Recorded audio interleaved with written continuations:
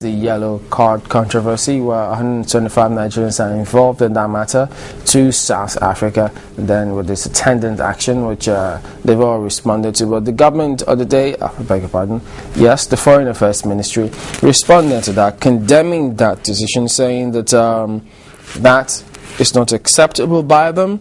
The Ministry of Foreign Affairs did release a press statement reacting to that. He says Nigeria has been certified by the World Health Organization as a yellow fever-free nation, and as such, he did not see any reason whatsoever why the immigration or African Immigration Services turned back the travelers. So that's the federal government condemning that situation. And then, of course, Eric also did say in the release of the week that statement, that scenario, the treatment was haphazard and discriminatory. And in the meantime, the federal government is expected to hold talks with their South African counterparts today on this same matter. Well, this morning we're joined by Mr. Olumide Ohunayo, who is an aviation expert and analyst, to look at these matters this morning. Thank you for coming on today. Well, the country, Nigeria, is taking it seriously. The Ministry of Foreign Affairs speaking up against this. They see no reason whatsoever why this should happen, because this happened in 2001 with the then aviation minister, Kemachiko, if I remember properly. But then Nigerians also keep saying this keeps happening back and forth. How come we haven't had this sorted out a long time ago? It boils down to the way we see ourselves and the way we handle issues. South Africa cannot single themselves out. I know for Europe, it's an EU law, and if it comes on you, everybody obeys. But you have not said you must go to any country with a yellow card paper. But now they've given it to us that it's a condition. We have accepted that. Why was it only ARIC? The other Nigerians on South African Airways, why were they not returned? Because in the same yellow card like ARIC passengers.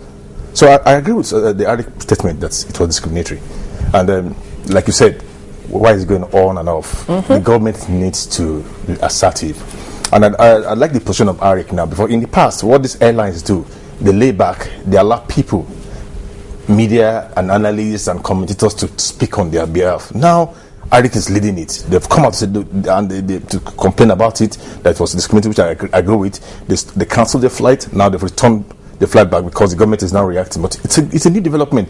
If the airlines can speak, because this is what drives the industry, you need the players to speak first, then the others will join, not to lay back and allow others to speak on their behalf. And that's what happened during the VA crisis, why the airlines kept quiet. We just heard, no, they are stopping BA. We were not told what was going on until when people started criticizing the government before they came out with the position. They said, oh, is this what the British government was doing to you? Oh, go ahead, we support you. So I think it's a new development now. But what surprised me this time around was that before those Nigerians were returned, what was the Nigerian ambassador in South Africa doing? Because in looking at that statement, the ARIC area manager in South Africa said they contacted the Nigerian embassy and they could not do anything to deport 125 Nigerians. It's been going on and forth like that for some time now, really. But they will not have this large number, having 125. And most times we've not been reactive because it happens on these Middle Eastern routes. Saudi Arabia, they do all those things. But because we don't have some of their own citizens coming here, we might not have been reacting. We might have just said, okay, you go and get a look at them, do what they want. But in case of South Africa, you operate into Nigeria. You came with, asked for 4 slots. Today, you're operating daily. You're operating with a 747 as against ARIC 737. Wow. Small aircraft, and yet you could return passengers on ARIC. No, the government should not sit down and watch. You need to come out and take South Africans on this. Yeah, but ARIC also took a big risk in the sense that they also stood to lose a lot if South Africa already had an alternative route or an alternative carrier for them. I mean, assuming the government did not respond as fast as they're doing right now, what would you have seen happening? No, ARIC, they did not stop ARIC from flying. What they did was take passengers off ARIC flight, return some passengers on ARIC flight. So maybe the next flight they will have gone again, return about 100 and maybe another 30 passengers. So what ARIC did was to save those passengers, to save the Nigerians from this humiliation. That's what they did by just stopping. In other words, they put national interest first before their personal profits. Yes, because right now they are representing Nigeria on that route. They're having a Nigerian flag. So I think that was what they did. It was a good decision from them. was a good decision from them to have reacted. Like I said, it was a very good decision from them to see them come out, speaking out now. And that's about the way it should go. Now, we want to see these airlines and their owners come out. You lead. Tell us what is happening, what is wrong, so that people would follow. But like I said, the Nigerian government is reacting. I'm not too happy with the pace, but I just hope this would help us improve our pace and react quickly to it, because the South African Airways have more to lose on that route if we react the way they have done to Arik. Because, I mean, one wonders, because in 2000, the former president Obasanjo visited South Africa, spoke with the business community there, said, listen, I'm aware of how Nigerians are being ill-treated, manhandled. He used those words.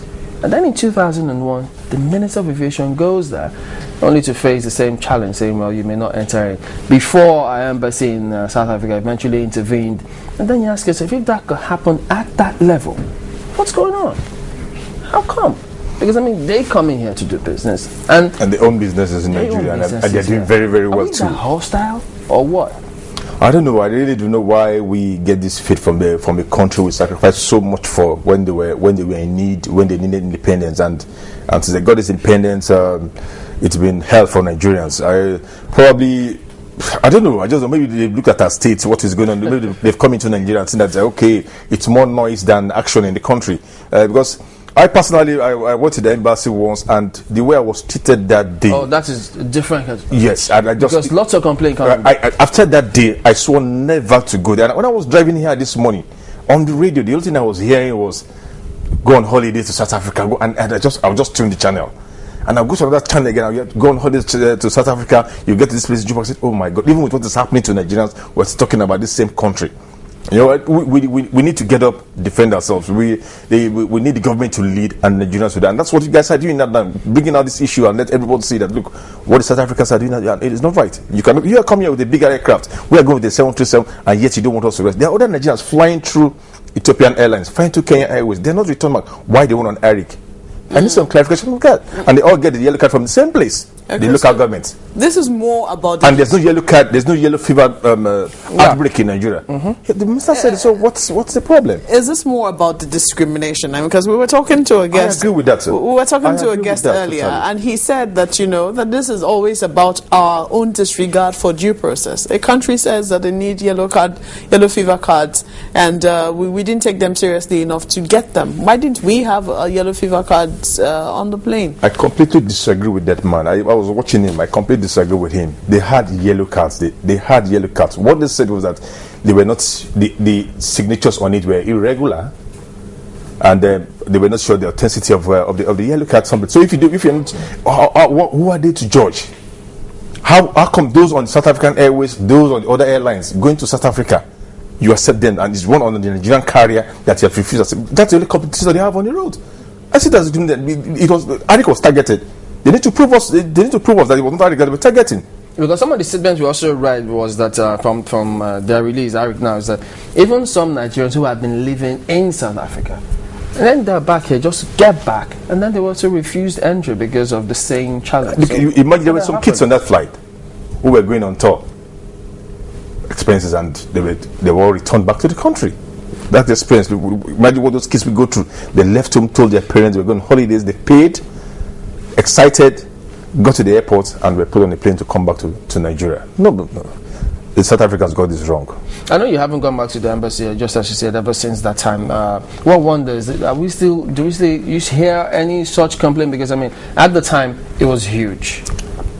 Sincerely, I cannot tell you for now, but I can tell you that after that day, I vowed never to step at that embassy. I said probably somebody's going to handle it, but I will never go there myself again, because I was virtually not even going to offer that I was not seeing in other countries. I just wanted to go on holidays, and imagine what the lady was doing and how they were treating Nigeria, behaving as if they were already U.S. embassy in Nigeria. And I said, no, this can't come. This is just an African country. But from the look of things now, I mean, they'll be meeting today, the Ministry of Foreign Affairs and maybe some from South African government to resolve this matter. What should we be demanding? Because if the release from the Ministry of Foreign Affairs says Nigeria has been certified by the World Health Organization as a yellow fever-free nation, and as such, there isn't any reason why they should be subjected to this kind of treatment, because US and some of the other countries, Europe, don't request this kind of cards. Why should this be a condition? Sincerely, when you say demand, this has gone between ARIC, South African Airways, or South African government. It's not Nigeria versus South Africa. So you have to go beyond just this yellow vaccination thing. You need to bring other issues on the table. That's how other countries do. That's how they do it. You bring other business issues that you're going to use to squeeze. So you go beyond just the yellow fever thing now. Start going into the businesses. Start going to other issues. Start going to maybe the frequencies. They're flying, the aircraft they're bringing. Okay, ARIC is going on 737. You come with the 737. So you have to start bringing issues beyond the yellow card. Okay, you need to show that you have some strength too. That's what they are. So you have to do that. Some other statement, getting you some other part of that statement, which was released by ARIC. Remember, they had initially suspended their flight to the Johannesburg route. That's the Lagos-Johannesburg route. Well, they also say that. Let me see, just going through that now. 50 passengers were refused entry on Friday, but also reports that there are other 75 other Nigerian passengers on South African Airways who were also turned back. But that statement quoted now, many passengers have been detained and refused entry in recent months. And then the airline statement also read that these procedures are irregular and obfuscating. And one wonders, even the airline doesn't understand. If they're irregular themselves, it changes every now and then. And they say they could not recognize some of the signatures there. On that basis, they're not allowed entry. And so when we have that kind of meeting with the authorities of South Africa today, we should be putting our foot down, shouldn't we, in terms of what really should be the standard procedure? So, definitely. Why should that be? Definitely, and I think we should look at us having the same principles here too. Let them come with the yellow card. If they want to discomfort us, then we should give them back in the same measure. I don't think we just walk in there and just ask them, okay, this is what you want us to do, then we'll do it. No, we should go on the offensive too. Before now, we had not been demanding anything from any country? No. Just get your visa and walk in. But is that right? I mean, for us as a country, is that right? We don't work in isolation. What we do is, if there's a directive, a World Health Organization directive, then we implement. But when it's not there, it's just the visa thing. You just get a visa coming. But once there's a directive from the World Health Organization, a particular there's an outbreak here, then the authorities will not put such things in place. That, okay, if you're coming from this part of the country, you must have this qualification, this document to get into Nigeria. Because I raised an issue the last time the FAN DG was here, Mr. Oriesi.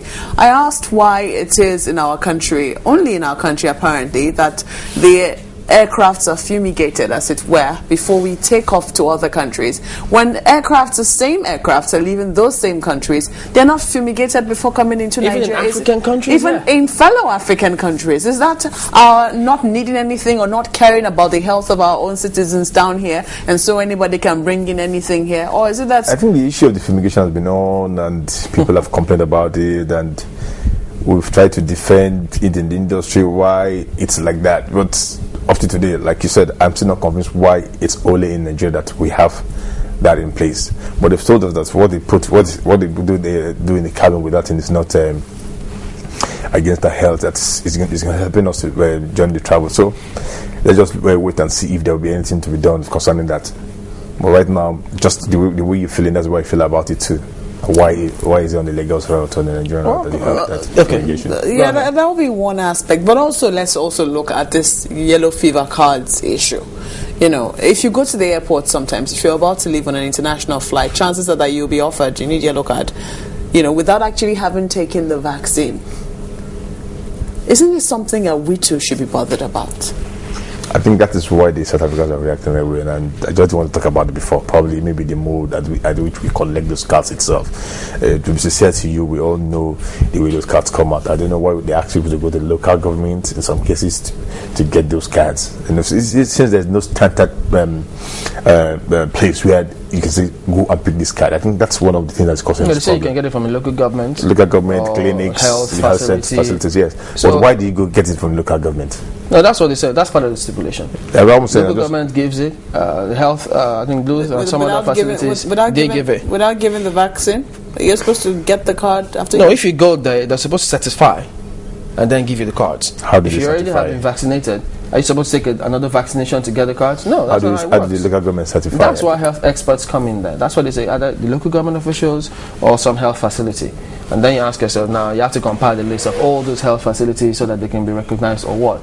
And if they say the process is irregular in South Africa, well, I guess Nigerian government has to just find out specifically, because if they signed up to WHO and then WHO says, well, this country is yellow fever free, so what's the fuss? But who knows? Well, today they'll be meeting, and you say we should also bring in other matters, because in 2001 we signed this binational commission with South Africa to improve on trade, investment, and easy visa process. That's true. So we need to be checking to what extent are they implementing some of these arrangements. Yeah, really. Like I said before, and you're saying now, we should just bring other issues outside that visa, bring everything to the table today.